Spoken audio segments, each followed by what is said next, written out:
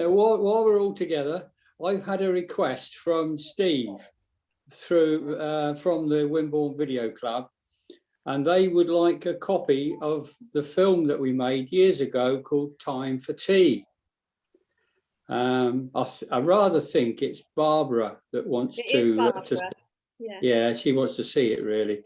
But I did have a look and I couldn't see it in my box of DVDs, but I'll have another look. But in the meantime, if anybody does have a copy of Time for Tea, don't copy it off, but would you just let me know that it's available? Yeah. Do you know that one, Barry? Time for Tea? Don't know. No. It's very good. It was the Office Space one with the tea lady, wasn't it? That's right. Mm. Yeah. I don't remember it. She was just coming in, doing the teas and issuing the biscuits and everything while meetings were going on, and she ended up as being the chairman of the company. In fact, she bought it. So it was quite a turn up, really. It was quite a very good story. It was. Yeah. It was. Yeah. Would it be on any of the show reels? Well, I'm going to have another look because I'm sure I saw it when I started looking at show reels in November time or other, December. I'm sure I saw it and I sat and watched some of the footage. But since then, phone call now. Since then, I've looked back at the show reels and I can't seem to find it. So there you go. Well, it would be in one of the old show reels, wouldn't it? Oh yeah, I rather think I was looking for the wrong title because I thought it was I just called it the Tea Lady, but it's Time for Tea. Yeah. So it might be there. So I'm going to have a look, maybe tomorrow. I've got a couple of the show reel DVDs, but I don't think I've got one going back one of the older ones. Yeah, well, I've got the set going back. It's a club set, but it goes back to 2010. From last year, so there's a goodly selection of films. In fact, there's about I don't know if there's about 80 films or more on it. Yeah, on them all together. We must have been busy. Oh yeah, yeah. when you sit and try and play them all, and you remember them all, but there's so many. Isn't there an index there with them all written down? I have a feeling I might have started doing my own index. Some of the boxes have got an index as what's on that particular, well, most of them have got an index of what's on that one, so I can turn the box over and have a look. But when we were doing the little show for Wimborne Club, I went round, I looked through nearly all of the films so I could make recommendations to Dave for the ones to choose. So that did take time, I must say. Yeah. There was also those discs that Peter asked me to kind of copy from Mac. Oh yes. Or not, well, wouldn't have been on disc, but it was from the hard drive that was formatted as a Mac, and I converted them. Yeah. There was a lot of club films on that, wasn't there? Yeah, what we need to do is to get a list of the titles so we can see what we've got on showreel, and what we've got on that conversion. Because if I remember, the conversion didn't work 100%, did it? Didn't it look? Didn't the quality of the picture fall off a bit? I know. I converted them onto another hard drive so that you know, because at that the time was that you could just do it on a Mac. And I converted it to a hard drive which was Windows based as well. Yeah. Because you see, as I understand it, the show reels really were the best of the competition entries. Right. So if we did special films on top of that, they didn't always get on the show reel. Right. Not always. I mean, some of them did, but I think some of them didn't. Do we know who's got that hard? Is that hard drive in the club, perhaps? In the club, in the Stewart columns? I don't know. I wonder if it's in that cupboard in Pelham's.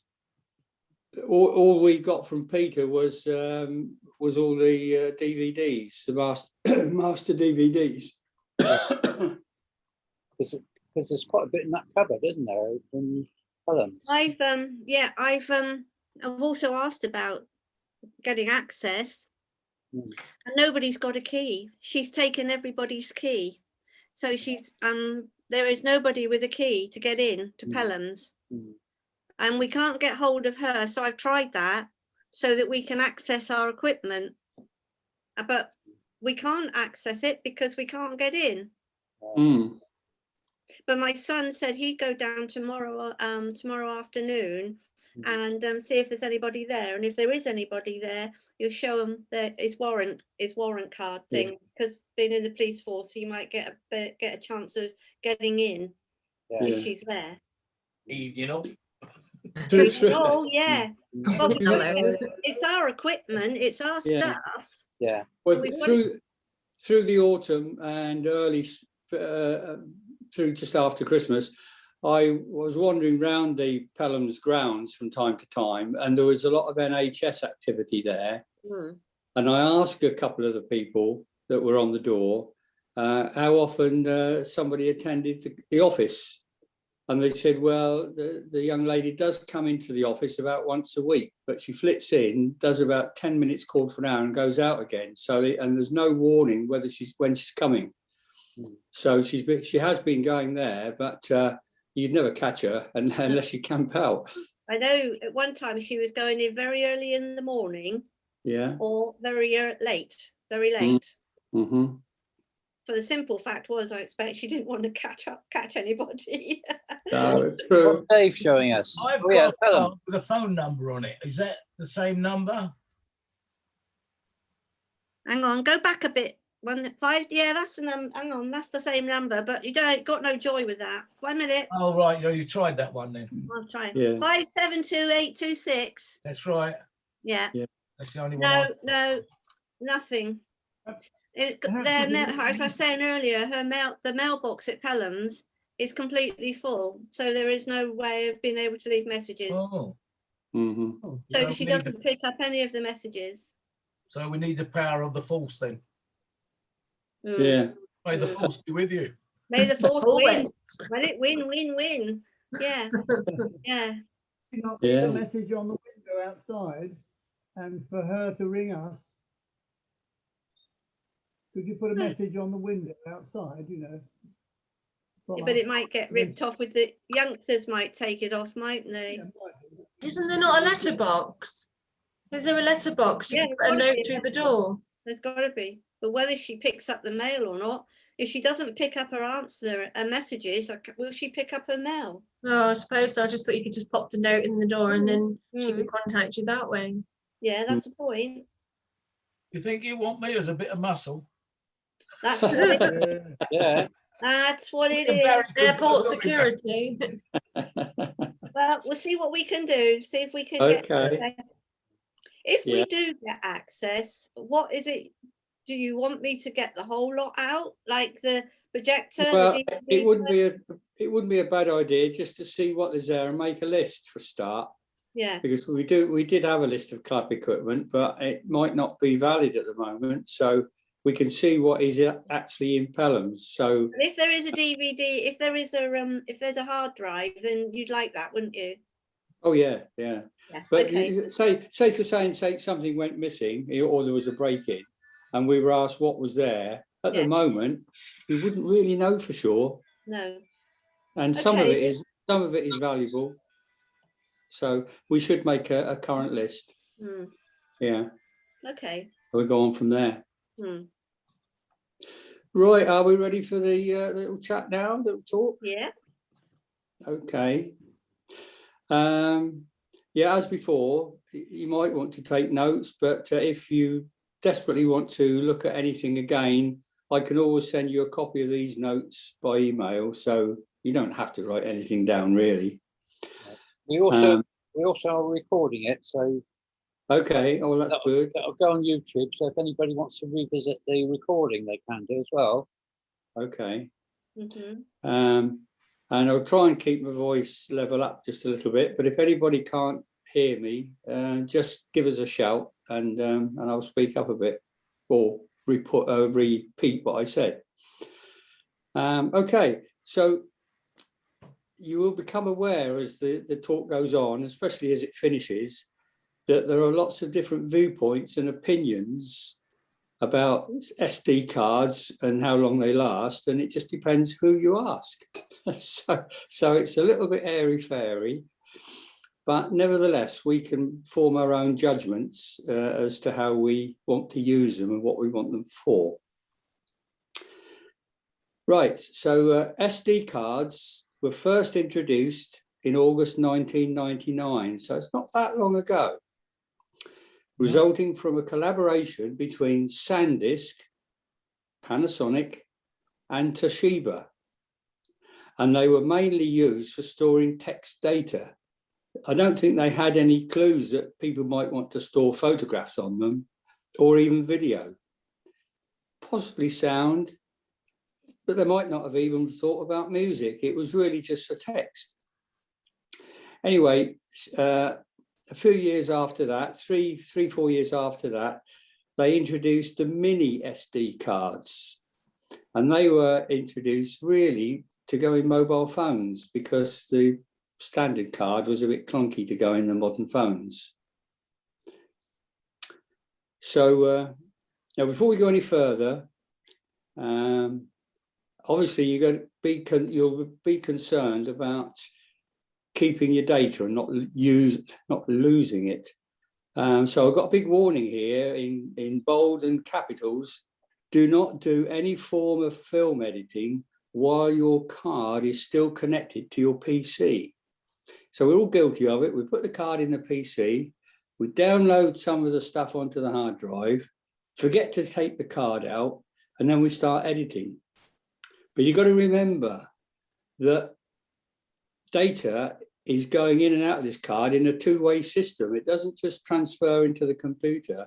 You start doing things in the computer and you're editing and you're cancelling this and cutting that and deleting the other.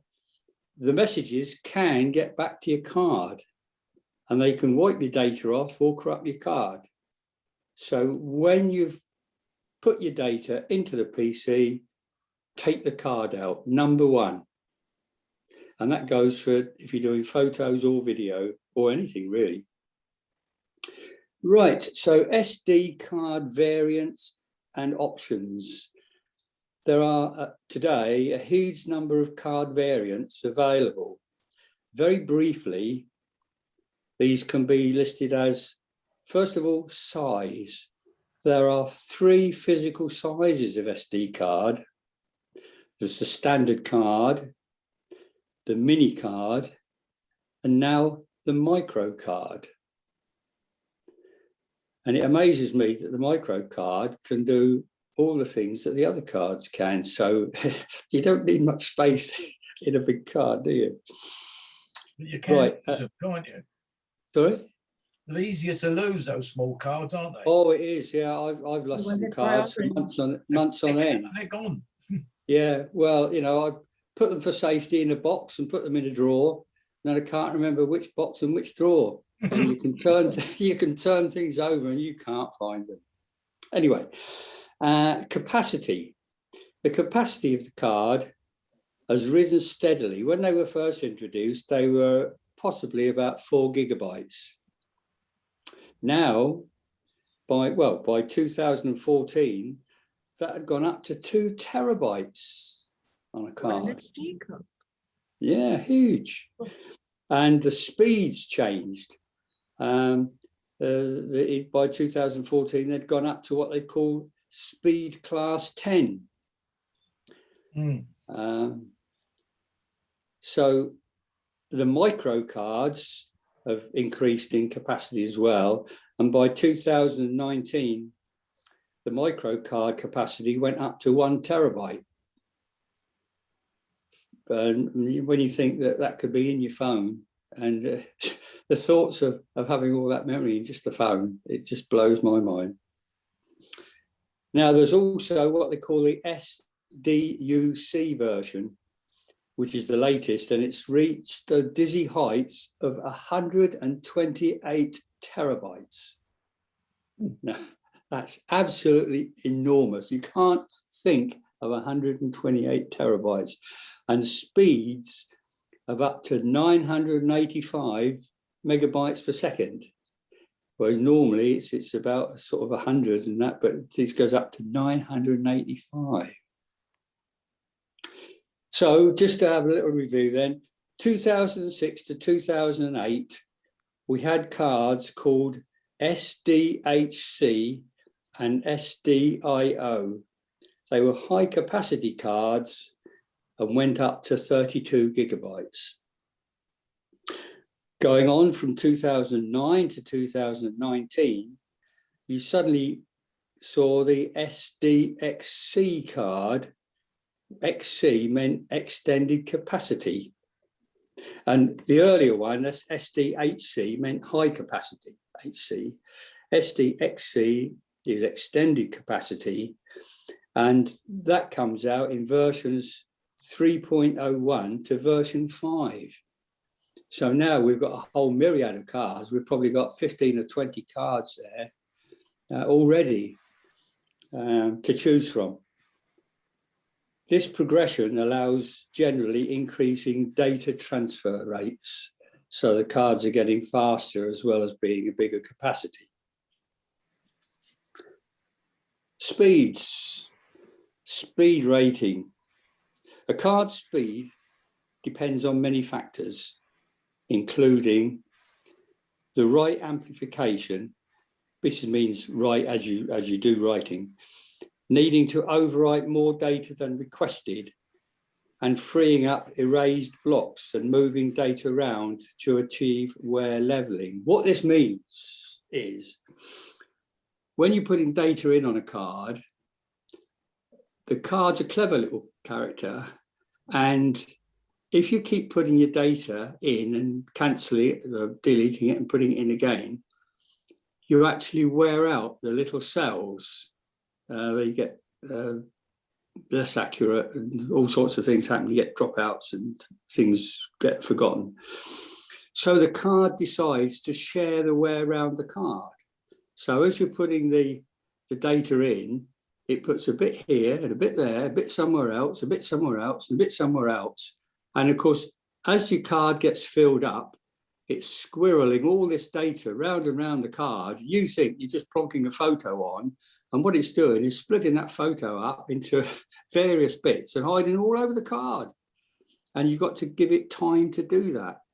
And that time will affect the speed. So a card might appear to be faster when it's brand new and empty, but it gets to the stage where it's doing this wear leveling and shifting data around. And of course, if you start deleting and leaving holes and spaces, it tries to fill them up. So you get spaces all over the card. So if you're putting a bit of footage in, it might just be, well, say a 20-second shot of footage. It could be putting that all over the card in all the little spaces that you've left if you've been deleting things. So it's doing a lot of work behind the scenes, which we don't know about. File fragmentation is where there's not sufficient space to record a contiguous region. That's really what I've been saying. It's fragmented if you've been deleting things and there's little holes and gaps, and it starts to fill them in, and it'll fill a gap conveniently, maybe not completely full, but it'll put so much in and then find another gap and then so on. And that's filling up the file fragmentation. That requires additional reads and computation to determine where that next fragment is going to be stored. So that will tend to slow your card up a bit. Speed may vary markedly when writing a large amount of data to a single file, such as video. So it's doing video. There's different compression systems in video. So it depends whether it's the compression system says same again for similar shots, or whether every shot is different then it's got to record the whole of the shot, then it's got to put the sound in as well, and then it's got to sync it all up so that it can find all these things and get them all back so they make sense to us when we watch it. Early cards were specified with an X or times, so it might be 4 times or 8 times or 12 times for speed. It is now superseded though by, when you look at your card, it will be a class rating, which guaranteed the minimum rate at which data can be written onto the card. So it might work faster than that, but that's the minimum rate when you see the speed rating. I had a lot of trouble with, I thought I'd got the right cards and I was sold the right cards for my camera, my video camera. But I found the pictures were quite jerky and so on. And the chap in the Sony shop said, well, maybe your card's not fast enough. It can't read or play back the data fast enough so that you're getting a jerky response onto the hard drive in your PC. So he suggested that I went to, at that time, a speed rating of 10 or above. Originally, tasks were easy, such as recorded printed words, but now the cards will be able to handle 4K pictures or even 8K movies. Now, you imagine the amount of data that's in 8K, and the cards can handle that and operate at a reasonable speed without loss of data. The default speeds are HS, UHS, UHS-1, UHS-2, UHS-3. These different speed codes operate at differing voltages. So where you think a card is all operating at about 3 or 4 volts, but all the different cards, all the different models operate at different voltages. Now, how does your camera know that?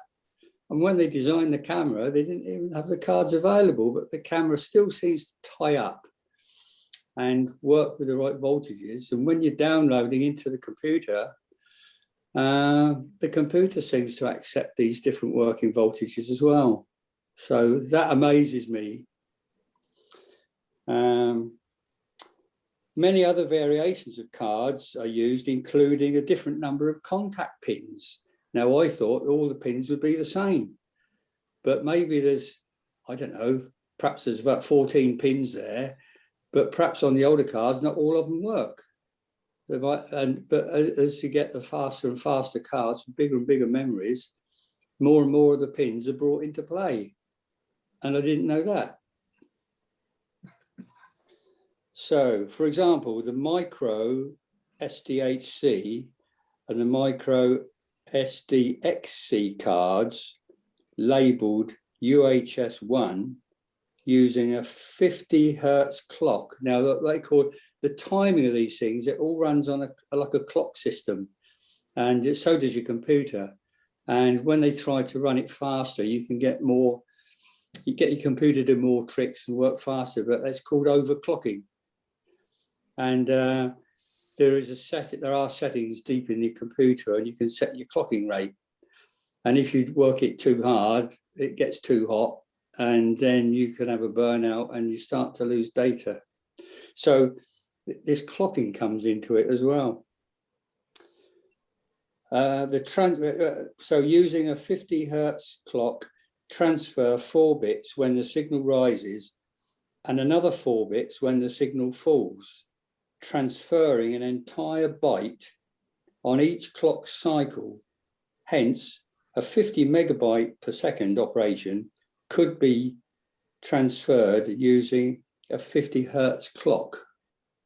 It's getting a bit technical now, so we won't go too far down that route, but it gives you an idea of other things that are going on. The overall speed rating for a current voltage range of cards varies from 12.5 megabyte speed right up to 3,938 megabytes per second on the latest super duper cards. Didn't say how much they are, mine, but they are there. The SD Card Association defines 3 types of speed class ratings as the original speed class, UHS speed class, and video speed class. Now, I didn't know there was a video speed class, and I've not seen it listed on the cards or on any of the packages I bought. Charts available for speed class ratings and performance classes can be found on Wikipedia. If you look up SD cards on Wikipedia, stand by for an exciting night of looking at all this data and getting thoroughly confused and wondering why it works at all. Right. So the SD card, let's go on to turn 2 pages over. The default is 12 megabytes a second. That's what the normal bog standard SD card will work at. And the high-speed card will work at just over double that at 25 megabits a second. The ultra-high-speed card, and I've got some of these, you don't seem to get them very well on standard SD cards, but on the little micro ones, they seem to work faster. So I've got an ultra high speed one, and that's supposed to work at 50 megabytes a second. But UHS 2 works at 156 to 312 megabytes a second. And the UHS 3, I think I've got a UHS 3 card here, and that goes up to 312 megabytes a second. So you need the faster cards for your videos. They do 2 more cards. They do SD Express. Now, I've not tried those, but SD Express runs right up to 985 megabytes a second. And they do a micro SD Express, which runs the same speed, 985 megabytes a second. The Express interface can be used with SDHC and SDXC cards. So if you've got card readers, that they will read all these cards by the sound of it. For further speed information, you can see the table under Wikipedia SD card. So that's another thing, they'll look into the speeds. Now we come to another subject, file formatting. Now on your computer, are you aware that you've got NTFS or FAT32 as file formatting? Did you know that? Anybody not know that? Never heard of it. Well, when I first started with my videos on my first computer, I got the fastest one I could find at the time. And I found that I could make videos that lasted up to 25 minutes. And after that, I couldn't seem to make a DVD. And I had an awful job to try and render it as well. I was struggling, and I was told it's because the computer was set up on FAT32, which is a good bog standard rugged filing system, but it's got a limited amount of data that it can hold. So they said if you transfer it and get it to file everything under NTFS, you'll find that you can go through and store what you like. It won't be quite so efficient, but it'll hold more data. And I never had any troubles after that. So I didn't realise that these SD cards have gone back to the FAT32 file system, but they probably tweaked it a bit and don't have the problems that I used to have. So FAT32 allows cards using this system to be backwardly compatible, so that if you get the more modern and faster cards, they will still work with your SDHC and SDXC card slots and systems and everything else, and card readers, if it's on FAT32. This bears a risk. If cards larger than 32 gigabytes are reformatted as FAT32, they may not be accepted on host devices as with smaller cards. So that's your size package, the amount of data it can hold. So it works up to 32 gigabytes, and then they might not always work with your systems. Now, this might be when you put the card in into your camera, the first thing you're supposed to do is to format it to your camera. So it will recognize your camera, and your camera will then dominate whether it goes on FAT32 or NTFS. I made a mistake on one of my cards and I just started using it, and it works, you know, it works. But when I got a lot of data on the card, it suddenly wouldn't recognize the camera anymore. So I couldn't play the card back. I couldn't record anything more on it. I didn't lose all the data though, because if I put it in the card reader, I could still download it into the computer. But that, as far as the card itself was concerned, it was only half used and I couldn't put any more on. So if it says if cards larger than 32 gigabytes are reformatted as FAT32, they might not be accepted on host devices as with smaller cards. This bears a risk of accidental data loss, as a host device may treat a card with an unrecognized file system as blank or damaged and reformats the card, which I think what happened with my camera. So it reformatted the card, wouldn't recognize it, and it virtually froze the card at that stage. But I was fortunate that the computer would still read the data.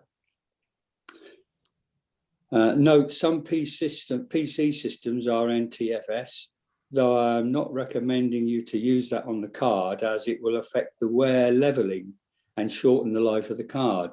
So if it's FAT32, it'll do the wear leveling and it will squirrel your data all over the card to even out the wear on repeated use. If you go to NTFS, it probably won't do the wear leveling. And if it's not doing the wear leveling, some parts of the card will become unreadable after a while.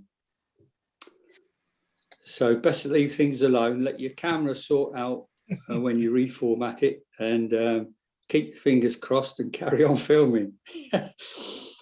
Comparison of card utility standards. So going back to the SD card, that was about 2 gigabytes, or maybe about 2 gigabytes. SDHC card goes up to 32 gigabytes. The SDXC card goes up to 2 terabytes. And the SDUC card goes up to 128 terabytes. And typically, and then again, you find for the SD card, it's FAT12 to FAT16, which I didn't know. The SDHC card is FAT32. The SDXC, it just says exFAT, and SDUC is exFAT as well, whatever that means. So whether it doesn't use the FAT system, I don't know. But it's already now, we must have had about sort of 40 different variants of SD cards and systems and variants and things that go in phones and things that don't. So let's just talk about wear leveling algorithms then. Data is distributed all over the card so that the bigger the card, the more leveling can take place. So if you've got a big card and you're only using 3/4 of it, you've got ample space for all this leveling to go on, and your card could last quite a long time. So the lesson to learn there is don't fill your card right up, because if there's space there, it can do this leveling and it can look after your data and not wear out little patches. Take a 2 megabyte card and writing it all over and over again averages about 10 terabytes before it fails. So SD cards won't tell you when it's going to fail. It won't tell you when the data is bad, like a PC hard drive will. I think you get a message come up on the screen if your hard drive's starting to get bad patches, and it tells you that you've got problems. This free space, a 16 gigabyte card will give you 71 more times free space for wear leveling. So it's a hell of a lot more space that it can use. This free space is needed in a similar way that is needed for normal defragmentation, where blocks of data are moved around and temporarily parked during the consolidation process. So you're probably aware that when your hard drive gets about 3/4 full, your computer starts to get fidgety and tells you there's not enough space. If it's the old computers, you had to tell it to do the defrag, and it might send you a message to say there's not enough space for it to park all this data around while it's sorting things out on the filing system. The modern computers do an automatic defrag, so it doesn't get all out of hand. It doesn't have to move enormous chunks of data, but the problem is still there.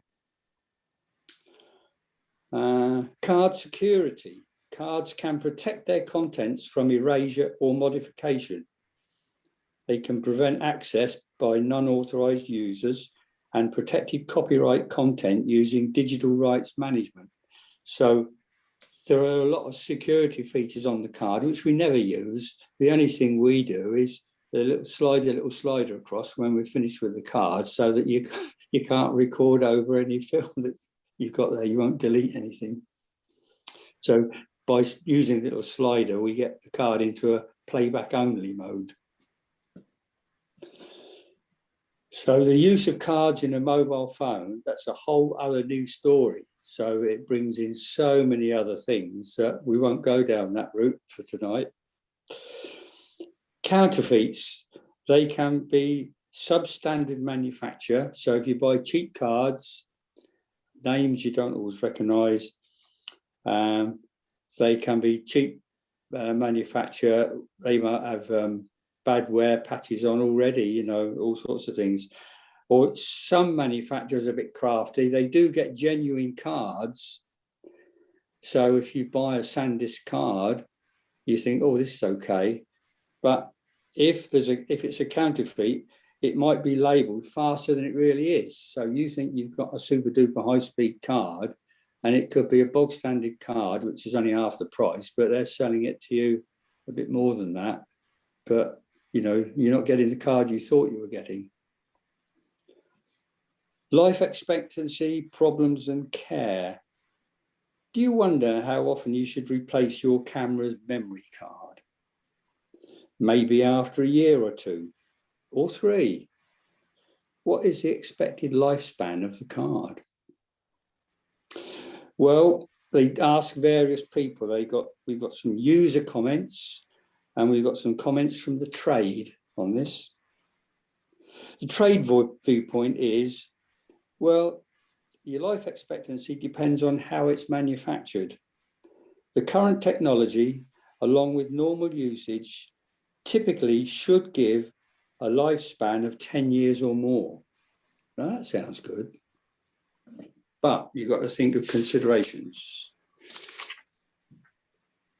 The SD Association say that their cards are highly reliable and durable.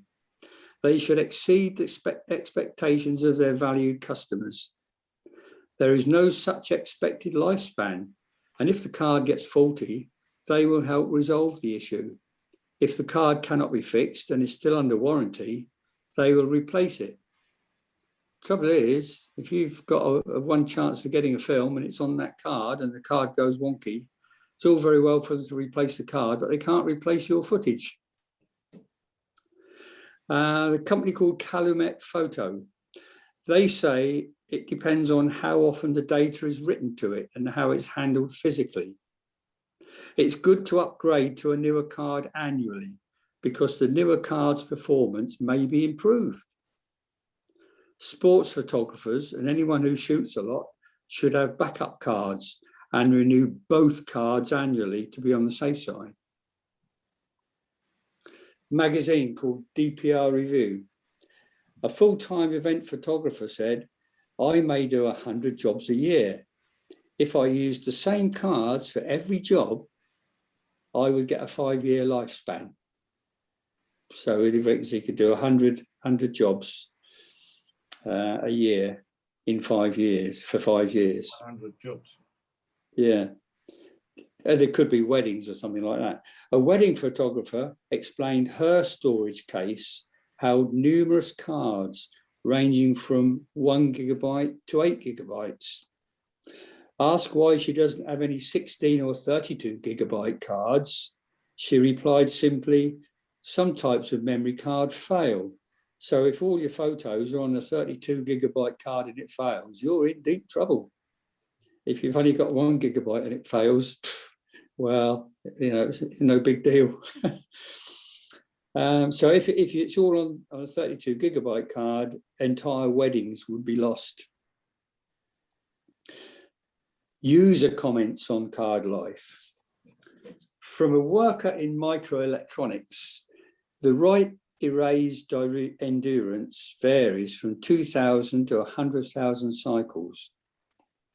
Now, it sounds a lot, but if you're transferring, deleting and copying and so on, you don't know how many cycles you're doing in 20 minutes. You could do an awful lot in 20 minutes. Anyway, this worker said you would be hard pressed to exceed that in normal use, but do not put all your eggs in one basket. For me, that is just 250 raw images per card maximum. So, this is talking photography now. And if you're using raw images, they do take up more data, the JPEGs. So, but if they're saying just 250 photos per card, to me, that's not a lot, really. Newer cards with higher densities, that's multi-bits per cell, I suppose that's multi-bits per little bit on the chip, have a far poorer endurance than their older counterparts. So, they've been piling the density so much that this person's saying it could have a poorer endurance. So upgrading to newer cards might not be the best policy, but do stick to known brands and buy from approved sources. There are more counterfeit cards than real ones, it seems. Now that's a warning. There's more counterfeit cards out there. For imported events, use camera dual, or for important events, use dual slots on your camera and use good cards. So in other words, get your camera to record, and they're talking stills here now, you can set it so that it's recording the data to 2 separate cards. So if one card fails, you've still got the data on the other card. Person here said, I had a card fail and I bought a card recovery online from Win Recovery. It recovered all my lost images and the SD card is working again, but I wouldn't trust it with anything important. Professional recovery data on a card is available at about £120 fixed fee. No data, no fee. So, if they can't get your data back, they don't pay anything. But if they do, it costs you 120 quid. If you use your card more than once a week, it's a good idea to replace it annually. SD cards are rated to hold data at something like 10 years if sitting idle. So there you go. If you just record it and put it in a drawer, it might still just last 10 years. You could fill a memory card every day for 20 years without any problems. That's somebody else's view. So you could fill a card every day for 20 years. Don't know how you could do that. I have seen a dozen or so cards fail at around 2 to 2.5 years. Somebody else. Plastic cards, they are little plastic cards, aren't they, with a chip on it? The plastic cards may get brittle after a time, and perhaps the connector strips might get bent. So if you're storing the card at the wrong temperatures and it dries out the plastic, and it gets brittle, it's finished. The metal connectors might corrode with damp. So if you store them in damp conditions, you get a bit of corrosion take place on the strips, and then they won't transfer your data into your reader. A number of brand new cards can fail early, despite being tested before dispatch. When I use a new card, I use it for a couple of weeks before a special event, just to be sure of its reliability. So if he's going to go out and do a wedding or something, they're suggesting that you should use the card quite a few times before then, and then wipe it off and start again. But at least you know it works. It's not going to fail halfway through the wedding or whatever. Conclusions. You will note that there are different impressions of SD card lifespan, probably due to the source or the manufacturer, the age of the card, the usage conditions, the storage conditions, the frequency of use, and the amount of data on the card. So all those things combine to determine the life you get out of the card. What affects the lifespan is the number of times that data is being written onto the memory cells. You may go through hundreds of thousands of data write cycles before error messages pop up on your screen. When these occur, and if your card has been used many times, it is a sign to replace it or risk losing your images. Now, it says there, and it contradicts what I said right at the beginning, where you get wear patches and it's squirreling this data around, trying to even the wear rate on the card. But if you start to get some wear patches, you might get a message pop up on the screen to say you're heading for problems. That's the time to freeze your card and get all your data on your hard drive and backed up, because the card is on its way out. So it doesn't necessarily depend on how old the card is. The lifespan is determined by the number of write cycles. And by write cycle, I might mean writing or deleting, or both. There are 10 ways to extend the lifespan of your memory card. 1, label your cards by writing the date of purchase on the back, so you know how old the card is. Don't leave your card in the camera when not in use, because you might get trickle voltages coming through. There might be, it could be also the camera might not be the best place to store it. Depends where you keep the camera, and you might keep it in the car and it could get hot on a couple of days, or it might get damp on the days if it's rainy. So extract the card once your images are downloaded on your computer, which is what I was saying. Download your images, take the card out. That's the first thing you have to do. Turn off the camera before removing the card. Don't just pull the card out. Make sure your camera is turned off, so there's no electrical contact going through, no data being transferred. When it's turned off, then pull your card out. I notice on mine, I don't know if all cameras are the same, but on my Sony, when I pull the little screen out from the side, inside the space where the screen was parked, there's a little on-off button in there. So you can open that up. You have to do that to get your card out anyway, but there's a little press button and you can press that and it shuts the camera off before you pull the card out. Don't share your cards with any other devices, because they might try and reformat to suit the device, I suppose. Or don't share it with friends.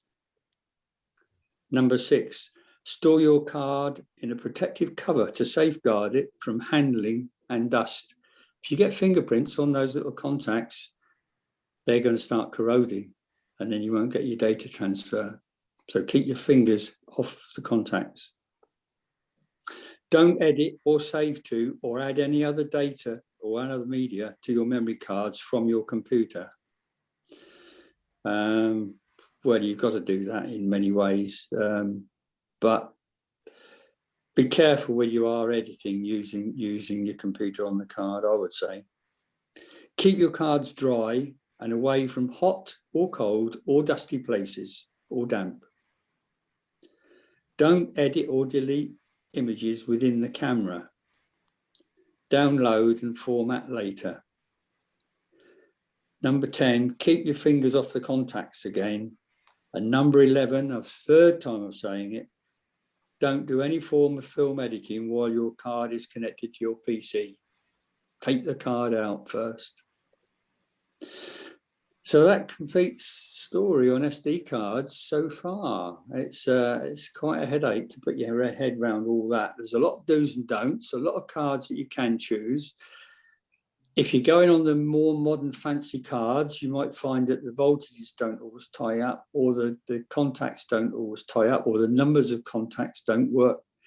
So you've got to be careful where you're going when you depart from the cards you normally use. Just a little aside on memory sticks and USB sticks. Much of the discussion above will relate to memory sticks as well. However, in general, they are somewhat more robust, and in theory, they should offer a longer life because, you know, it's a much chunkier case. You haven't got this flexi card because you can easily bend a card. Some manufacturers, such as Sony, format their memory sticks to a very special filing system, not compatible with the FAT system. So I've got a Sony camera and it's got a memory stick in it for the stills.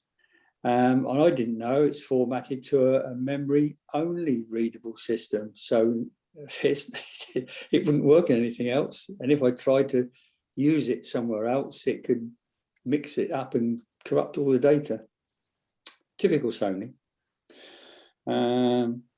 So do not format them with any other device than the matching camera. Now, if you're worried after all that about how you're going to store all your film data for long-term future use, still think hard drives are the better off, and it's easier to put another floating or spare hard drive in and download and back up. But in America, and I haven't heard of this in this country, there is a system called M-Disk. To store the data, it can be much safer.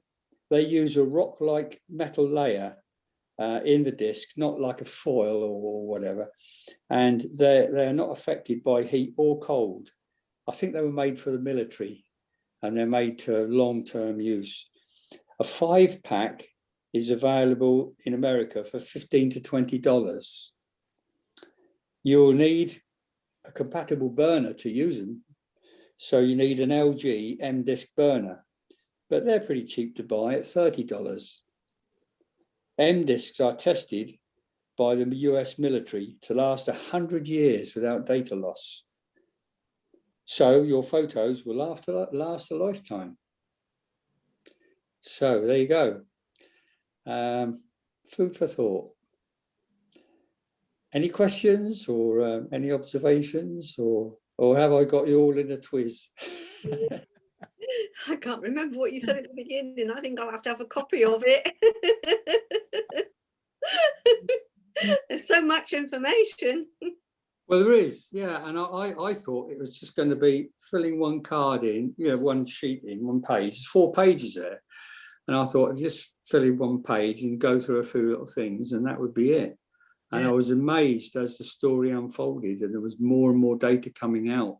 And I'm surprised that with all the variations, that all the different cards I've tried so far do actually work. Yeah, mine do. I have had a card. I did have a card that I was using. Yeah. Then suddenly it decided to be read-only. Or write-only, I'm not sure. Well, that's like the one that was in my Sony camera. I couldn't do anything else with it. No. Record or anything. I don't know why or what. Why did it? Well, it might be. I mean, the chap in the Sony shop, he said I probably had card in the computer while I was doing some editing, and there was some stray signals went back to the card, and it tried to format it to the computer and not format it to the camera. Yeah. So what happens then is when you put it back in the camera says, don't know what this is, and it just refuses to talk to it. I had that problem. Yeah. I had that problem recently. I went out to do some filming, and it was fine on the Friday. On on the Saturday, I did some more filming, but my friend had a look at the card, so we put it in their laptop. And I think that was the mistake I shouldn't have done, because when I went to film again with the same card for the same project, it said it couldn't read my card anymore. Yeah, your laptop was So I managed to lock the card, take it out and lock it and use another card. I got back home. I then managed to put the card into the PC. I then copied the files off the PC, off to the card onto the PC. And then whilst I was doing that, there are no files on the card anymore. And I only managed to get them saved onto the PC before the whole card's been wiped clean. Oh, yeah, should probably reformat. My SD card is only 2 years old. Yeah, well, it might have just reformatted. Yeah. But basically, if your card is empty, you could put it in the camera and say to the camera, reformat. And it might just set it all up again. I don't want to take that risk. So you can only do that if you've got all the data off. You don't want to try and do it if there's any data you need on the card. But if you say the card is finished, you could put it back in the camera and say reformat. It just keeps going funny. And yeah, it's only 2 years old. It's not like you've had the card and you were saying it's like 20 years old. I wrote some notes down as I went along. So but then you see, one of these photographers said that sometimes you can put a new card in and it goes wrong in a fortnight. so you try your cards first before you do a wedding or something important. Well, it was only something that Colin's friend Kevin Farwell and his friend, is it Paul Myrie? It was, yes, yeah. He was doing a project and they lost all the footage on their cards, and he used the recovery system, wasn't it? Yeah, I can't remember what make he said it was. Yeah, mine was I don't know, it was a Sony camera, but I was just always thought, and I thought that day I should have copied it all off because I remembered that instance and I didn't. And then when I went to take the data off, obviously the card's not reading anymore, but at least I've managed to get the data before it lost it completely, even though I don't have it on the card anymore because I didn't delete it off the card. I find I can only delete the card or the data or put it back in the camera and delete it all from the camera. Is there any other way of doing it if you want to delete your film off the camera? If you've got the card in the computer, you can tell your computer to delete all the data. But then again, you see, you might just as well put it back in your camera and say reformat if you don't want anything on there.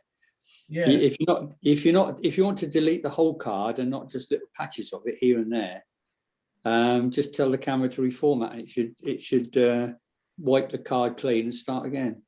Yeah, when I've actually put a card in the computer and put format on the computer, the card's useless. I suppose it formats it to the computer, does it? Well, it will do, yeah. You can't put the card in and then reformat it in the computer. You can only put it back in the camera and reformat it, yeah? That's right. If you've got to reformat it in the camera, because the camera, it will wipe it clean, but then it will leave a little tag message to say, I'm the boss, work for me. so it won't work on anything else, but it'll start working again in the camera because you've reformatted it in camera. Yeah. Should do. Yeah. I find the cards aren't all that expensive, are they? And I'll find if I just use it once, if I'm perhaps going abroad doing a film, I just use that card and then I keep the card and then buy another card for the next project. I know I've got about 20 cards, but it's probably the safest way of doing it. Well, I find it is, yeah. Yeah, I mean, I've got a 64 gigabyte card in my camera at the moment, but I'm getting worried. It's just over halfway full, but I think it's time to call a halt because if I use it anymore, I've got more and more raw material on there, and I could lose the whole lot if I keep using it. It is all on the hard drive as well. And I'm trying to get the backup system on that so that it's backed up as well on top of that. So I should have it on the on the card, on the hard drive, and on a backup drive. And if I've done that, I'll be happy. And a disc. Yeah, well, on the hard drive. Yeah, well, yeah, I could put it on a disc. I've got mine on the card, on the computer, Yeah, on a hard drive, and a disc. right. Well, you'll be all right then. Yeah, if I can find anything. And on that note, I think I'm going to say goodnight, everybody. Night, Pam. Okay, I hope you don't get nightmares, Pam. Pardon? I hope you don't get nightmares. I All about won't. SD No. card. I won't get nightmares about that, but I will be in touch, Matt, because I've got to give you that Okay. address. Okay. Yeah, Good when night, you're ready. everybody. Cheers. Um, Night. Yeah. So I had Sony cameras. I started with a memory stick like that. Can you see that or not? Yes, Yeah. got one of them. Yeah. And then it went to that style, slightly smaller than an SD card. Mhm. So they I think Sony have gone to SD cards now, really. Yeah. Yeah, is that a video camera you're talking about? That I think that was more stills, probably that was the original yeah. one. But this was a video camera. Oh. Yeah. Well, I'm fortunate. My Sony does normal SD cards, and it's taken every card I've offered it. Yeah. My newer Sonys do, yes. Yeah. But it does also take stills pictures, and you put a separate Sony. It's got a special code name, but it's a Sony memory stick you put in. Yeah. To do the stills. Yeah.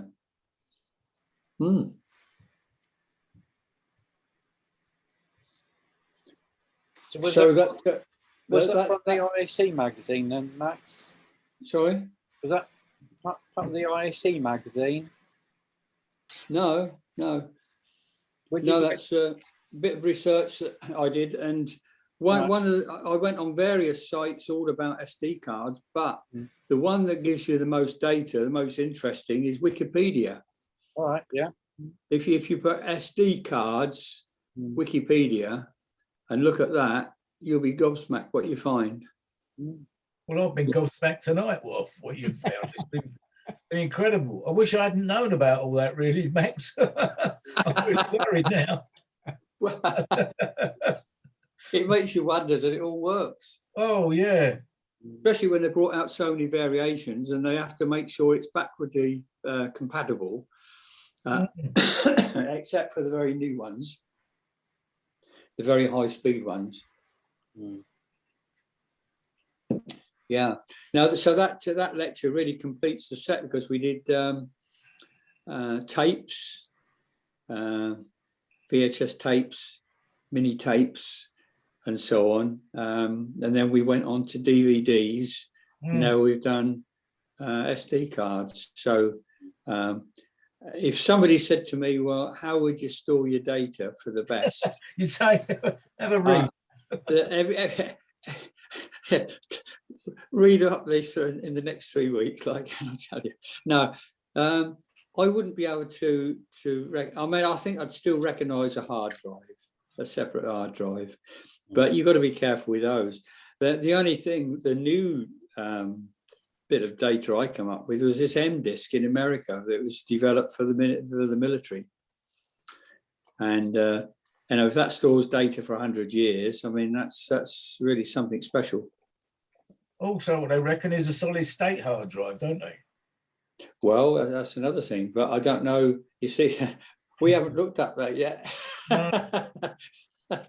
Well, I've got my son-in-law, he's professional.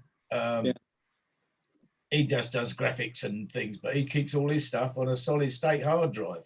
He said, but they're not cheap.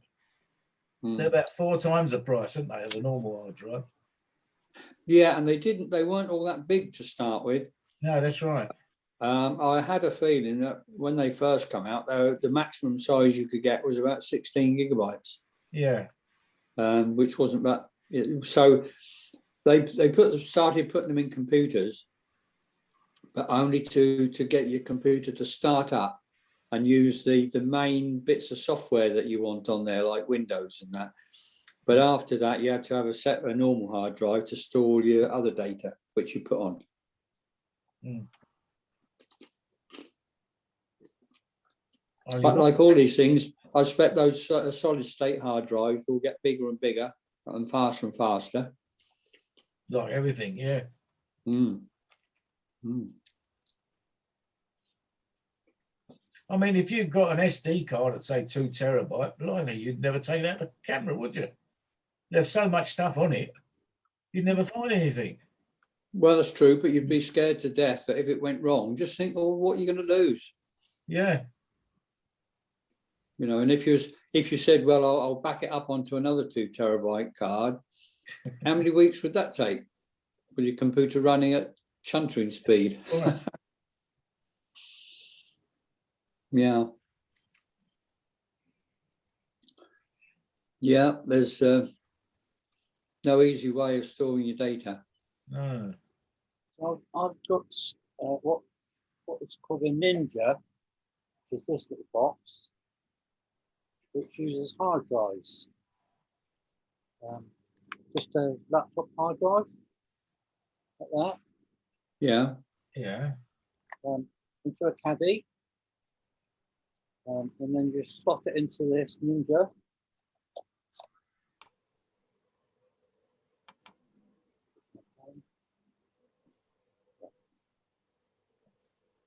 So I don't know if you can see the screen or not. Can't really see it, Colin. I don't know what is happening. Colin, Yeah. you've got a very strange, there's a strange effect going on. If you hold... Let me take my background off a minute. Yeah, because if you hold it near you, we can see it, but when you hold it up to the screen, it disappears. Yeah, just bear with like, me. You've got a invisibility cloak there. Yeah, it's because I've got this background on, I think. So hopefully that'll be better. Can you see it all right? No. Oh, all right, yeah. Yeah. It's a screen on it. So it's got an from my camera, I've got an HDMI in. And I record things like that. Yeah. HDMI out as well. So that's probably 7 or 8 hours of recording on there. It does mean obviously you've got to actually record to that. Got 2 batteries on the back. I can take one battery off at a time, change the battery in mid recording. But that's what I think a lot of the professionals use now to record to. That type of thing. Yeah. This is a Ninja. This was the cheaper one of the two. They do two. They're called Atomus, the company, and I'm sure there's other companies that do similar things. And what is it called, Colin? A what? This is the actual company is Atomus, ATOMOS. But what is it? An MP4 player? I called it. Well, I say you're recording to a hard drive in a caddy. They see in this. Oh, the caddy's in there. Yeah. Oh. Caddy's just there. Oh, I'm with you. In a slot there. If I just stop this a minute. Oh. And if I just show you, just take it out like that. All right. So as I said, this is a blank hard drive got ready to go in one. Just got 4 screws onto there in the caddy. Screw it into there. Is that something like that? Wait a minute, I'll turn it upside Probably down. it's similar anyway, isn't it? Well, I bought this thinking it was a hard drive. Yeah. And I found out it's a caddy. All right. Yeah. Yeah. It says external case. Yeah, probably. Yeah. But I've managed to put some data on it. Mm. Mm. I don't know what it is. So it's probably got something like that inside, which is a laptop hard drive. It's ever so light. Yeah. Well, that's not heavy at all. No, not Oh. particularly. I- But I think, I think this type of thing would be, well, obviously it's a bigger format than a SD card. Yes. I suppose really there are still, you've still got the pins in there that you've got to go careful, I suppose. But that I think that would replace a lot of things because you've got so much more size on it, quality basically nowadays for professionals. Well, things are getting so small that they're very susceptible to mishandling. And you've only got to sort of twist it, bend it, or do something or other, put a bit of pressure on, and you damage your contacts. Whereas if you've got something more robust like that, it should last a lot longer and not give problems. Well, my little camera takes a small SD card, the mini card, is it? Very small one. Yeah. Got a spring as you push it in. If you're not careful, it springs out and you can't find it. It's only about as big as your thumbnail, isn't it? It's smaller. Yeah. Yeah,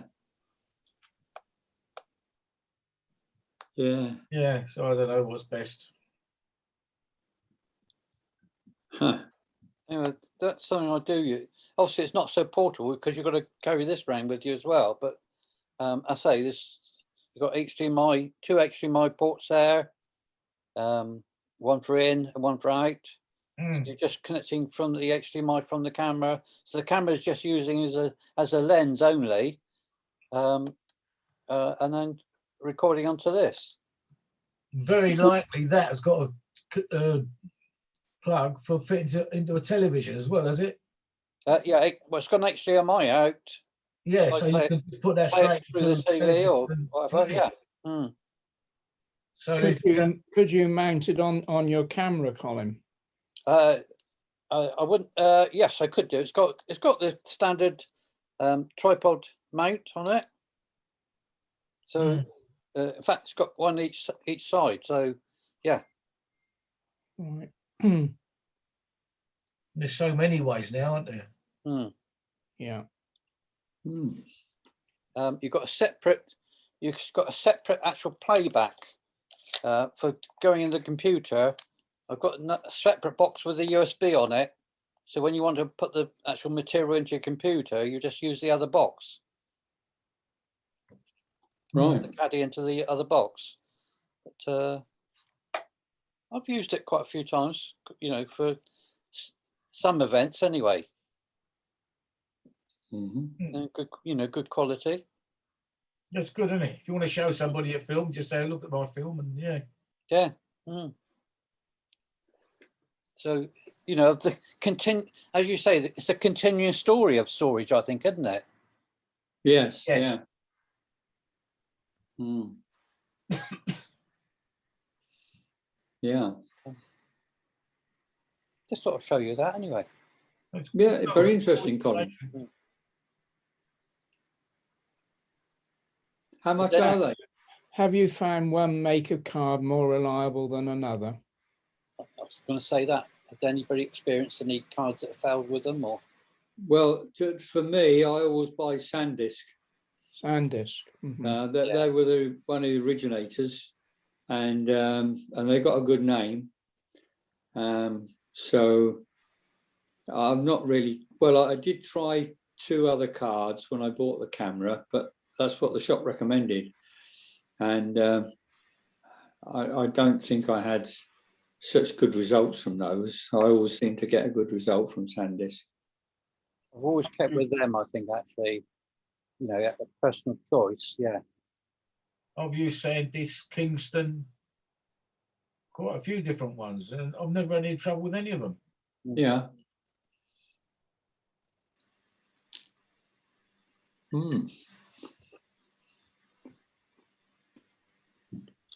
Well, thanks, Max. Anyway, very interesting. Okay. Well, and gives us a bit of enlightenment as to what we're doing.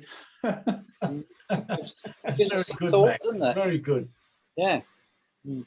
Excellent. So does something that came up with Barry the other day about transferring all your footage to the hard drive, no, or desktop. Sorry. Yeah. So does everybody do that, or when they're editing? Because obviously that's borne out by what Max was saying. We should never actually edit from the direct from the cards. Yes. So what I do, I always transfer my footage straight off the card from a card reader or whatever. I don't use the camera. I go into a card reader, transfer into the computer hard drive, and then work on from there. Yeah, I do. And it means that you can. It's a lot easier then to store things in the way you like to store them. So I can store it under the year that the footage was made, and then I can either do it strictly on dates through the year, or I do it more or less in date order. But then if I've got special holidays, I put the holiday in as a subfolder. So I might have January, February, March, and then I might have a weekend away or something, and I put it under traveling to East Anglia or something, and then I do June, July, and then another Cornwall or something like that. Max, when it comes in, does it go into Picture Motion browser or Play Memories, something like that? Well, I did have that option. I don't think I've really set that up properly. So what I do, you have to go through 4 stages. Barry knows because he was doing the same as me. But you go through the 4 stages, and then I just get it straight into the hard drive. And then once it's in the hard drive, I start putting it into subfolders. So that I start splitting the film up, and I do this subfolders of this through the year. Yeah. And then if I want to find anything, I think, well, what year was it? And I can just click down my raw films, click on the year, click on the subfolder, and I'm straight into the footage I want. Yeah. And it's already there in the hard drive. So if I want to do a quick import of any bits of film for Pinnacle, I can just go into the Pinnacle import part and just take it straight from the hard drive straight into Pinnacle, and it's all there. And I've done much the same with the stills photos. I've got all the photos done year by year, month by month, and then I can just click into that and transfer photos into Pinnacle as well. Quite easy. Yeah. Might go into a thing called Play Memories or Picture Motion browser, and then you can alter them, mess them all about in there into the folder. Yeah. Whatever. Yeah. Same thing, I should imagine. Well, yeah, I tend to fight shy of them because not that I've had any bad experiences with video, but with stills, you just get your filing system sorted out, and then you find by sheer chance you might, like I put an old scanner. Well, my son got me a scanner to do slides a long time ago, but I put the scanner in. What I didn't know, it came with another photo editing system. Oh, so right, it jumps straight into all your nicely graded and sorted out pictures, and it scrambles it all to its own system. And I thought, well, I don't want to risk that doing it to my video, so I fight shy in case it does. I might be missing out, and it might be better off for me, but I can't risk it. Well, I think if you've got a format that works for you, then keep with it. Yeah. It's a bit time consuming to do what I do, but I know where I am with it. Yeah. Well, with this Picture Motion browser or the other thing I was talking about, Yeah. you get all the films on your screen, and you click whatever ones you want. Then you can put the ones you've clicked into a folder. Then you make another folder, click all the other ones, and they go into that folder. Right. So by the time you've finished, you've got all your films on the screen in folders. It sounds a bit quicker than what I do. Mm. But It's a you've still Sony got thing. you've still got control because it's doing what you tell it to. Yeah, yeah. Mm. Mm. Sounds good. It's a Sony thing, I think. Sony get it with a Sony camera setup thing. Yeah. Now, when you transferring using that system, do you use a card reader or can you go straight out with your camera into the PC? I use a card reader. It's only a cheap card reader. Only that little thing. Oh, right. Yeah. You get in there, put that in the computer. Yeah. It's just easier than trying to get the camera down there and hooking it up. Yeah, I know with my camera, you have the option of putting an output lead on it and coupling that through, which I tried at one time. You don't get anything out because I haven't set up the Sony system for dealing with the film format and transferring it into the hard drive. So well, I do that with mine, but the thing is, the computer's underneath the cupboard. Yeah. And the camera's only got a short lead on it. So right.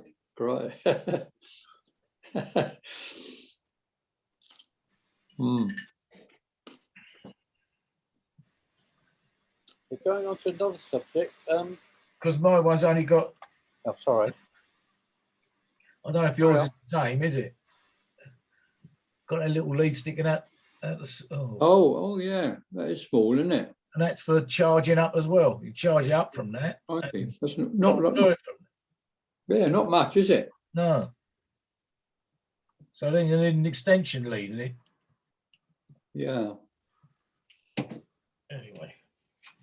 I can remember a story when Keith was round in Canada and he was up near Churchill.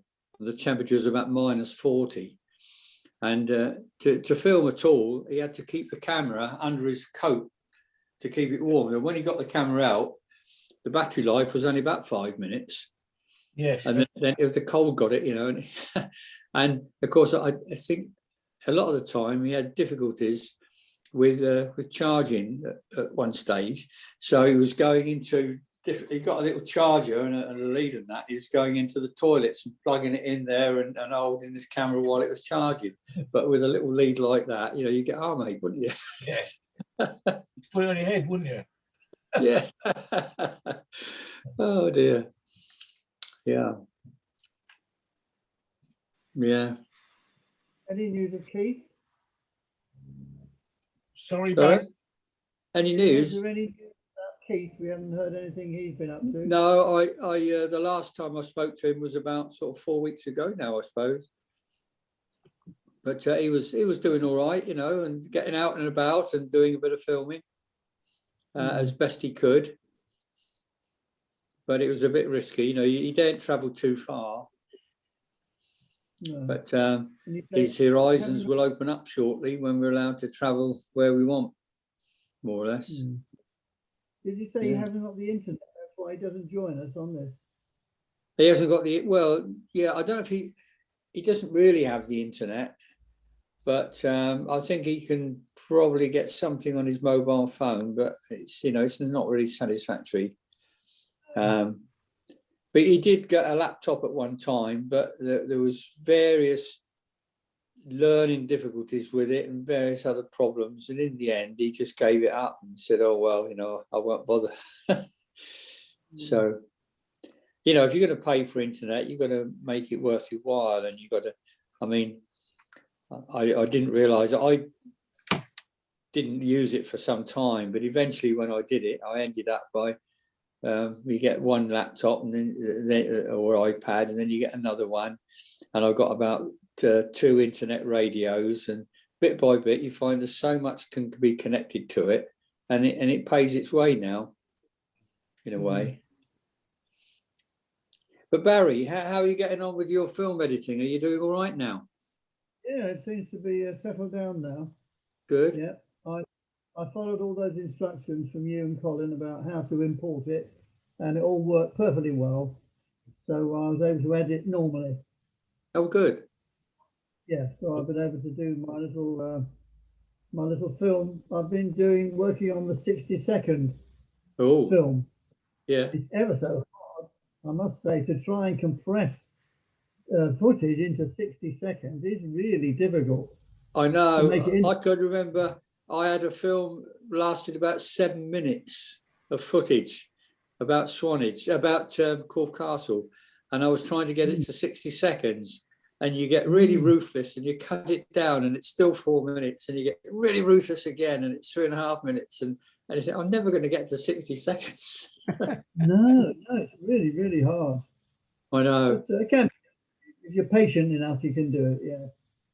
Yeah. So it's a challenge for all of us for the 60-second competition. Yeah, it makes you appreciate what these advertisers do on television when they can get a message over or tell a little story in about 30 to 40 seconds. Yes, it is. It's clever. Yeah. That was the next thing I was going to ask. How are our competition entries going? The next one we've got is the music to the video, isn't it? Yes, I think Barry's got an entry, haven't you, Barry? Yeah, because I did it before we did the lockdown, because that was going to be the competition at that time. So I made it for that, and of course it's still there now. That's if the SD cards are broken down. Okay. Are you all right to get it on YouTube and things like that, or? Yeah, I've got it on YouTube already. Yeah. Yeah. What about Jim? Jim, you had an entry, didn't you, Jim? I've got my film made and it's ready to go up onto YouTube, but thereby hangs a tale. Right. Whether it gets up there is another matter, but I'm going to have a go. Okay. If you get stuck, let one of us know so that we can obviously give you help.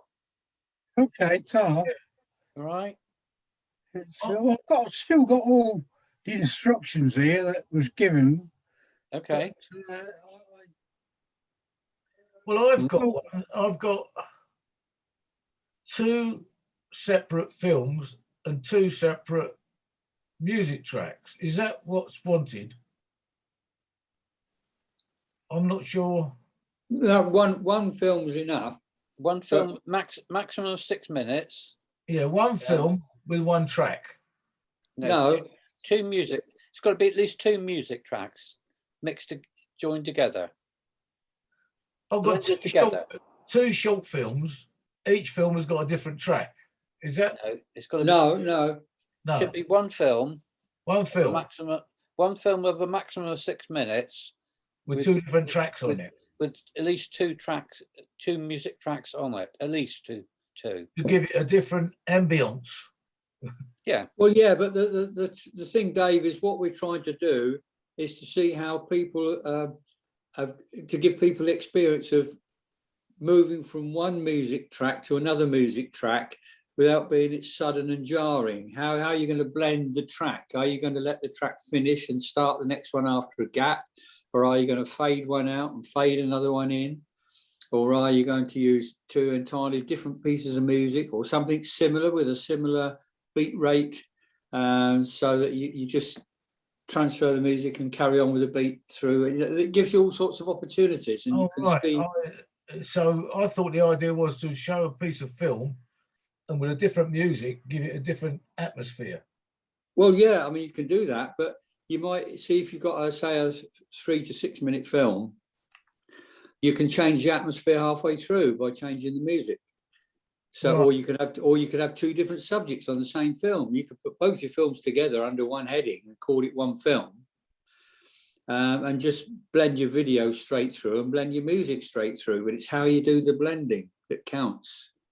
How you're going to fade from one to the other, and how you're going to keep your volumes, the sound volumes the same, with a different music track. Because I found that different DVDs or different music tracks come in at different volumes. And, if you're doing a piece of film, you want to keep the volume all the same through. So when you've done your editing, you've got to adjust that and adjust the blend volume as well. How are you going to do that? I have to do my film again, I think, because I've got 2 different films, similar, very similar. Well, to give you an idea, Dave, when I did my my Harry Potter film, the visit round the thing. Yeah. I used the Harry Potter theme DVD, and I used about 5 different tracks. But when it came out on my film, it sounded like all one piece of music. Yes. Because I chose the timing and the volume of the track to switch from one to the other, but it was like a seamless join with a bit of fade off and fade up, and without altering the music beat, and it sounded like one piece that had been composed, but in fact I was choosing different tracks and doing it through the film. Right. And it's doing something like that with in the competition. Yeah. So I'll be disqualified again. Nah. Well, I haven't you even started were- mine yet. I think you were thinking of a different competition, Dave, where we said we'd have a same piece of film, but we'd have 2 different tracks to show a different mood.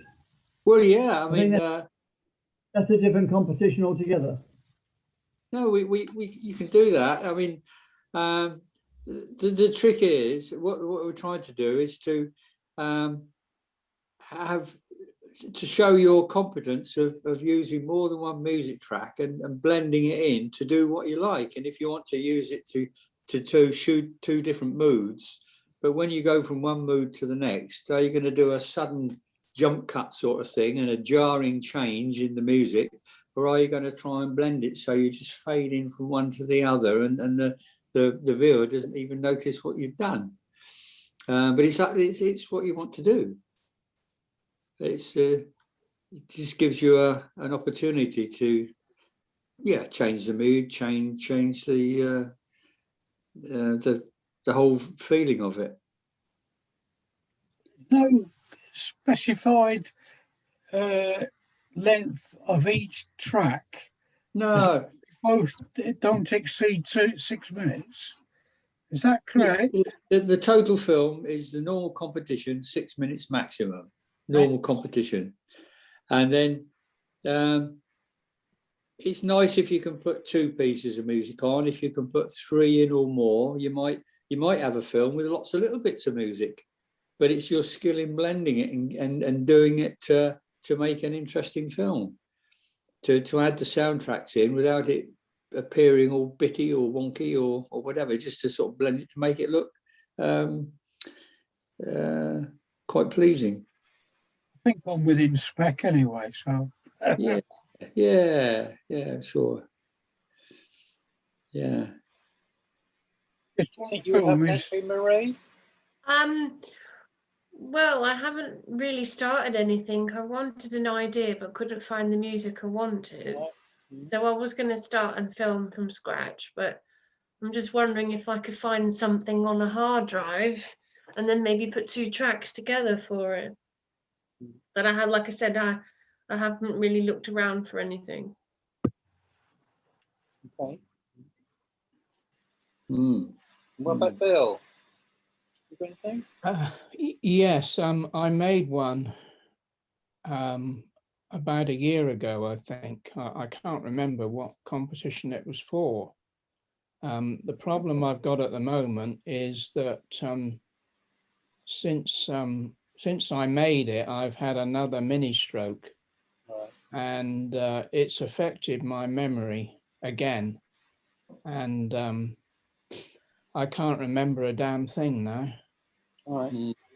So I shall have to have another look at it and see if it's worth putting in.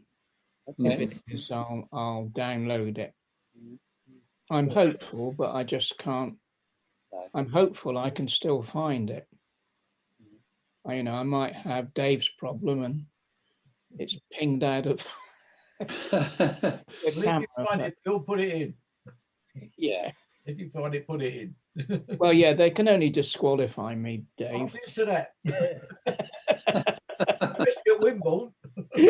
Oh no, not if Pete's going to judge it. Yeah. No, I'll have another look.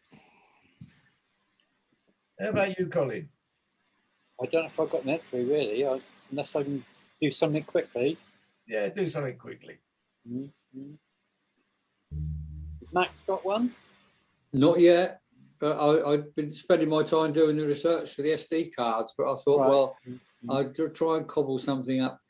I remember in the old days, we used to have our competitions, and one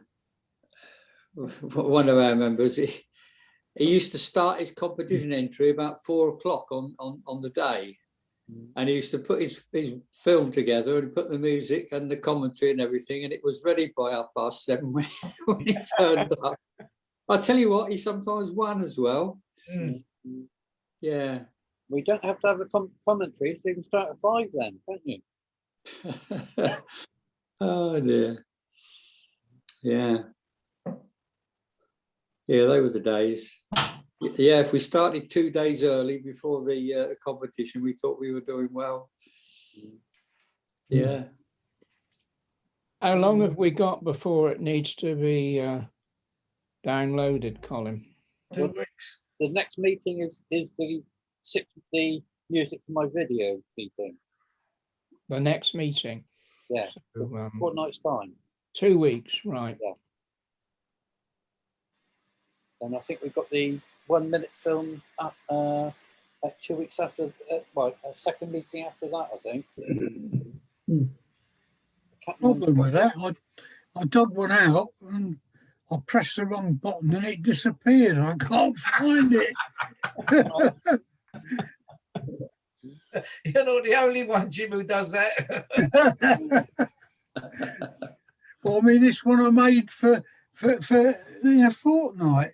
I was getting it up ready to upload to YouTube, and again, I must have pressed the wrong button and it disappeared completely. Right. And I found it in the wastebasket. Anyway, I got it back. I just hope it's not a forerunner of the result of it. So what we'll do on the day, Colin, is we just have to have it on YouTube, do we? And then how do we? Well, there's YouTube or Vimeo, basically. I think both either can be used as long as we can put a link in to the chat of how people can view it. Then whichever, really. I can do that bit, but I can't save it onto the Bournemouth Videos YouTube. So I'll just have to probably put a link on the evening, pop a link on like we did before. Well, you can put it on your own YouTube, or and I think you could put it on Vimeo, because as long as we got a link to Vimeo, we could do it. Okay, I'll see what I can do. I did watch the IAC, British International Film Festival, Amateur Film Festival, the Sunday presentation. That was really good. But they were doing exactly as we were doing. So, they had a host telling them to, putting the links into chat, muting them all, and watching that way. Exactly the same as we're doing. Really? Yeah. Yeah. And it ran quite smoothly. I must admit. Obviously, a few people weren't used to Zoom, but it was no different from what we were doing, to be honest with you. But some really good films, must admit.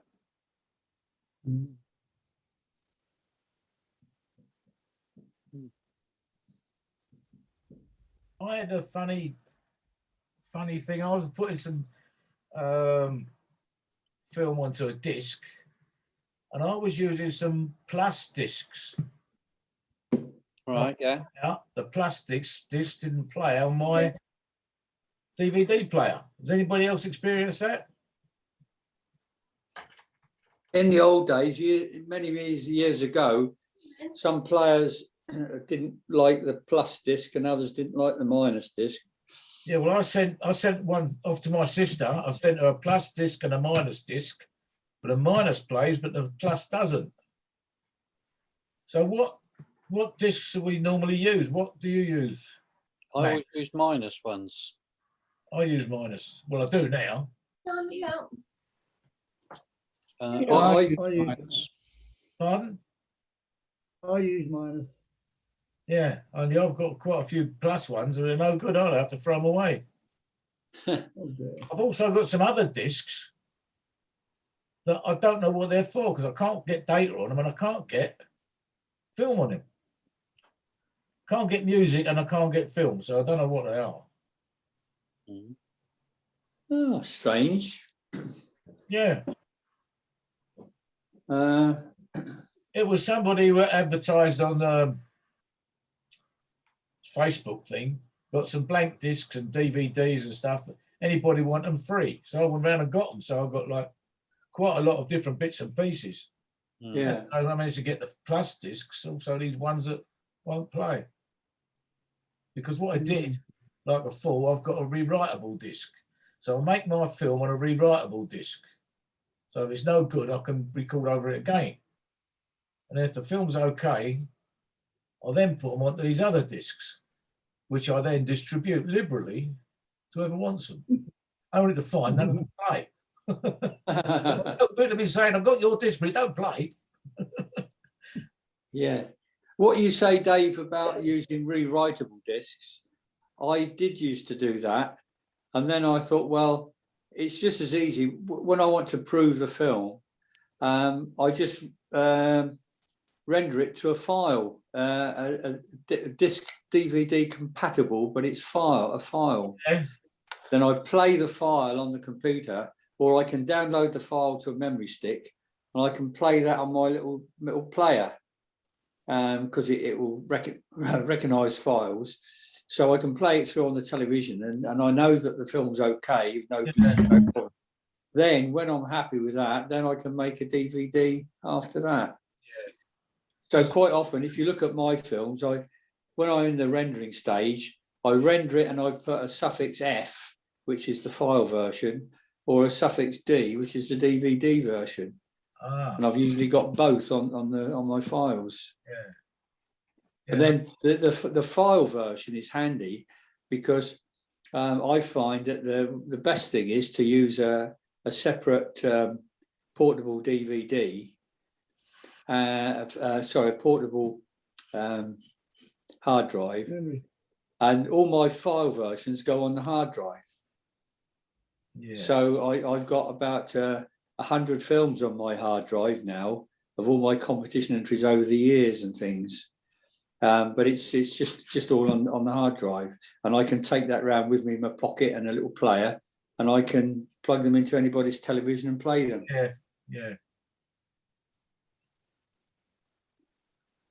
Yeah, that's what I'll be doing on a rewritable, then playing it on the television and making the other ones. Yeah. I sent some to my sister. And I put it on YouTube, and I got sent her the link. So she liked what it was. And so I sent her a disc. I said, I'll send you the disc. So next thing I've got, the disc won't play. Oh, I said, oh, you must be wrong. Try it in another DVD player. So she tried about 4 different DVD players, and everything else. I said, try the woman's next door. So she's running around with his disc and don't play. It wouldn't play anywhere. And I didn't find out till a couple of days later, and I sent her a proper one. But yeah. Talking about DVDs that don't play.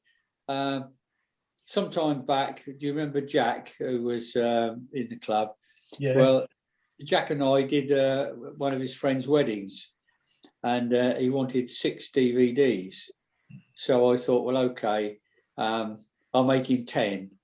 But he only paid for 6. But I said, no, I'll give you 10 DVDs. Anyway, he had these, and then he come back. He says, some of these don't play. I said, they all played on mine. I said, well, I checked them. I actually tried them on my player, and it was only just an ordinary player. Anyway, so I said, well, can I come round and have a look? And I'll pick them up and I'll redo them for you. Anyway, I collected these DVDs, and the first one I opened, I reckon that it looked as though there's a kid been eating an iced bun. and there was all this icing all over it, fingerprints and everything. And I thought, well, no wonder it don't play. There's all these ice, sugar icing and that. So I got a damp cloth and give it a wipe, stuck it in the player, and it played like a good one. I thought I've seen it all now. Yeah, I'm sure it was a nice man. Yeah. I had a mate who was he used to repair VHS players. Yeah. Didn't go. He used to work for Curry's. He said he went around one house to look for it. He said when he did eject, eventually got it to eject, the jam sandwich in there. Some kid put the jam sandwich in it. It didn't play. No, it didn't play. Yeah, these little kids put everything in, don't they? Yeah. Yeah, if it's got a letterbox, a kid will poke something in it, won't they? Oh, yeah. Yeah. Yeah. I know somebody who had a DVD player in their car, and they said that stopped working, and there was a half melted chocolate biscuit being shoved in. Oh, blimey.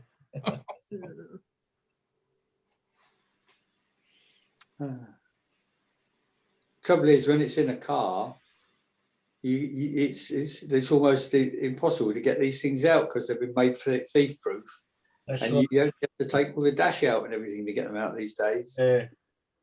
Or in those days, anyway.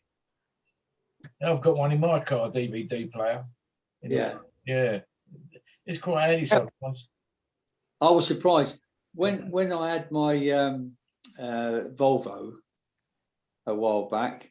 I was surprised because it looked like a a CD player in the car. But when I read the handbook, it said it played DVDs. So I tried a commercial DVD and it played it like a good, and it come up on the sat-nav screen. That's it, mine does. Yeah, does it? Yeah. I had to go to the hospital yesterday and I got there early, so I just sat there watching Leonard Rossiter, what do they call it? Oh, yeah, I know. Yeah, I got a couple in the car, I just plugged that in and sat there watching that for a little while. Yeah, well, after I tried the commercial one, I thought, well, I bet it doesn't play the ones I do off the computer. So I put those in and it played those all right as well. Yeah. Yeah. It won't let you play it while you're going along, though. Oh, no. It's a shame that, because I'd like to watch it while I was going along. Tell you what I did once.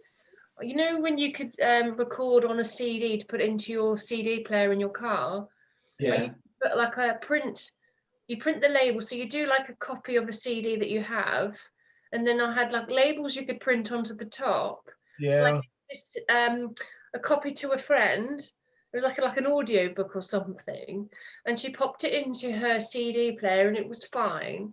And then apparently, like the following day, she couldn't get the disc out. The label had peeled itself off and got jammed and stuck inside. And I thought, well, I won't be doing those again. She was pleased with you then, wasn't she? Yes. Was she your best friend? Yes. Not now. No, we're still talking. And it was terrible. And I thought, I won't be doing that again. And of course, that's probably one of the instances the first time you use those printed labels. And then obviously you can get discs that you can print onto now, and then you can get like those laser print discs. But I just thought it was funny, but it wasn't really. Well, I've been using them printed labels for ages. Print off and stick them on, don't you? Yeah, yes, right. Yeah. And I've found that if I've gone back and played them, a lot of them didn't play, or they were jumping and doing all sorts of things. So I've had to copy all those onto discs that I can print on the disc. Print and play. On so I've had to record about another, I don't know, 20 or 30. Yeah. Record them again. Yeah. Did any of you borrow any DVDs from the library or CDs from the library? No. They had quite a good system for doing that.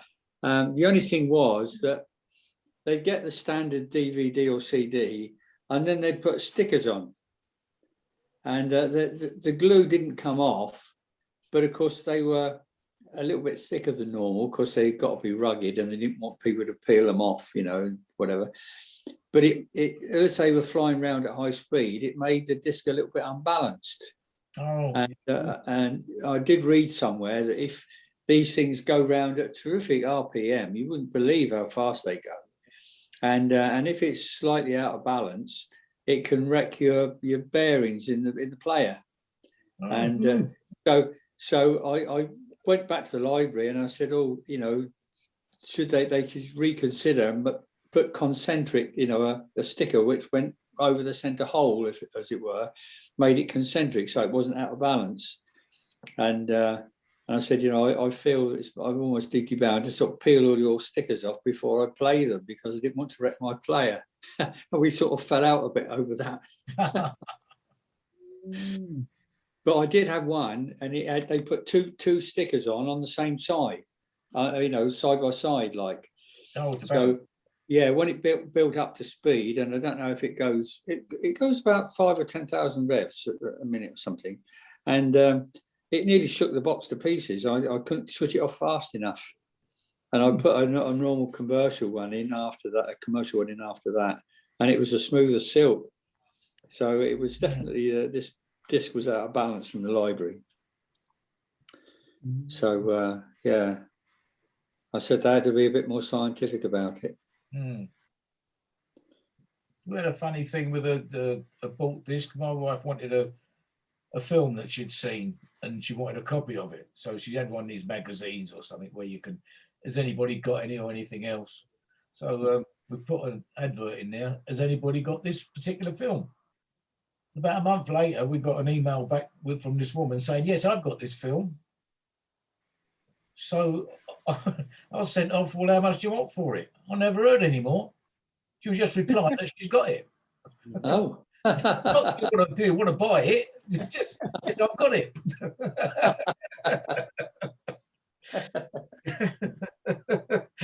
Oh, yeah. So funny. Yeah. No, it was queer as folk. Yeah. I better leave you, gentlemen. I've got an early get up in the morning. Okay. Sorry, gentlemen and ladies. I do beg your pardon. There's a cat here. I've got my cat here too. Oh, right. What happened to the cat? Did she knock your drink over? Well, it's still there. Oh, I can't. Hang on. I can't bring it down. Or did she wheel on your keyboard? I know. I have to move. He's there, but I can't bring it. I can't bring the laptop lower down. Can you see? Oh, hang on. I don't know if you can see.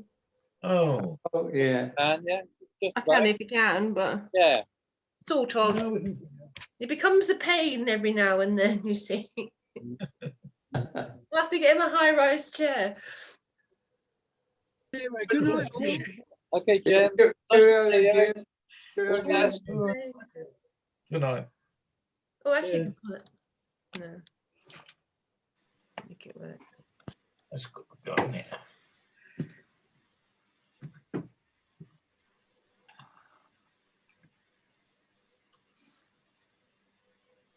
Yeah, so we've got 2 weeks to get our competition entry in now. Then that's right. Yeah. I'll have to look a bit slippy on that. Yeah. What's the latest with Winborne? Are they because they were having a meeting that fortnight ago, weren't they, about their future and things like that? Well, yeah, I don't keep up with the Wimbledon one. I find Fridays very difficult to do a Zoom, so I've lost track of it. I know they give me an option of looking at a copy of it later, but I go into one or two, but I haven't gone into that one to find out what they're going to do, because they were suggesting trying to maybe run two clubs, one with like a junior club and a senior club. If they could get enough juniors, they would offer them advice and that, but the juniors could have their own meeting basically in the clubhouse. But I didn't hear what was going on after that. They've come to no conclusions, have they, Bill? No, they're still they've got a guy, I've forgotten his name now. He works for the university, I think, or does films for the Bournemouth University. And he was looking into hiring using the clubhouse on a different day from the Friday people. That's right. And maybe some of the Friday people would prefer to meet in the afternoons because they don't like driving, at night. And I'm afraid I'm one of them now. I would rather get home in the daylight. When I'm not working, I'm retired, so it doesn't matter what time I go. So Good idea. That's what they're thinking about. But of course, there's arguments about it. One of the arguments is in the afternoons you've got to pay for your car parking. In the evenings you don't. But, I mean, it's what about your bus pass? There are no real buses in Wimborne on a Friday night. You could probably get there, but you'd never get home again. Car parking's exceptionally expensive, isn't it? I think it's 60 pence an hour, isn't it? Or is it 60 pence 2 hours? 2 hours. 60 pence an 2 hour. hours. It's not like Bournemouth. It's not as expensive as Bournemouth is. It's cheap, isn't it? Yeah. Well, I said, talking about car parking, I'm quite surprised. I was up in Shropshire a couple of years ago, and I thought, as I was walking through the car park, I thought I'll just see how much it is to park your car here, and it was 10p for 2 hours. And I could remember when it was 10p for 2 hours down here. it's not worth collecting, is it? Well, hardly. Paying a Yeah. man's wages. And I thought, well, if that's the true value, they're a bit profit making down here. You know that Blandford car park is £3.20 for 3 days. Is it? That's quite funny. That's one up by M&S. It's a ridiculous price, and you can park it there for 3 whole days. It's worth leaving it there, isn't it? Get your money's That's worth. right, and you could probably go off and do something else, catch a coach trip to somewhere. Yes.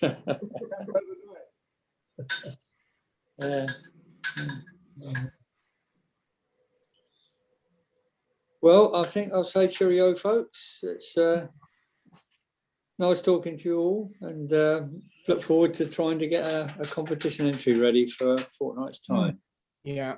Thanks for doing the meeting tonight, Matt. Yeah, thank you. Well, it's a pleasure. It's quite interesting what comes up when you put your head down and start looking at things in detail. Yeah, it amazed me anyway. Yeah, you did well. Did well. Yeah. Okay then, folks. Yes. Yeah. Hey, Max. Cheerio. Yeah. Bye. Right, what's the time? 22:01. Yeah, I think I might go. I'll be going as well. Oh, good night, all. Good night. Oh, I Good think I'm going to night. go too. Good night. Good night, everyone. Oh, leave Cheers. yourself, please.